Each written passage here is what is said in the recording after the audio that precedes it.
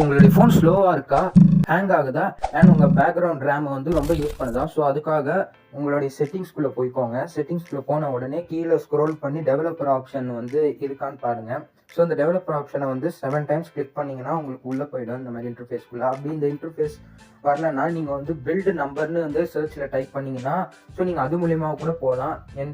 இந்த ஃபோனில் ஆட்டோமேட்டிக்காக அது எனேபிள்டாக இருக்குது. ஸோ நான் வந்து டைரெக்டாக டெவலப்பர் ஆப்ஷன் மோடுக்குள்ளே போய்ட்டேன். அதில் போயிட்டு இந்த ரன்னிங் சர்வீஸ்ன்னு ஒன்று இருக்கும் பாருங்கள். ஸோ அந்த ஆப்ஷன் வந்து ஒரு ப்ரெஸ் பண்ணிக்கோங்க. அப்படி இல்லைன்னா நீங்கள் கீழே போயிட்டு உங்களுடைய ஃபோனில் எங்கே இருக்கோ அந்த ஆப்ஷனை வந்து நீங்கள் வந்து எனேபிள் பண்ணிக்கோங்க. ஸோ இப்போ நான் வந்து இந்த ரன்னிங் சர்வீஸ் இந்த ஆப்ஷனுக்குள்ளே போகிறேன். லோட் ஆகி உள்ளே போன உடனே உங்களுக்கு இந்த மாதிரி டிஸ்பிளே காட்டும். இந்த ஒரு ஆப்ஸும் உங்களுக்கு வந்து ரேம் எவ்வளோ யூஸ் பண்ணியிருக்குன்னு காட்டும். ஸோ இந்த ஒரு ஆப் செலக்ட் பண்ணி அதுக்குள்ளே போய் நீங்கள் ஸ்டாப் கொடுத்தீங்கன்னா உங்களோட ரேம் யூசேஜ் வந்து கம்மியாக. இப்படி பண்ணுறது மூலயமா அந்த ஆப் வந்து உங்களுடைய ரேமை கம்மியாக தான் யூஸ் பண்ணும்.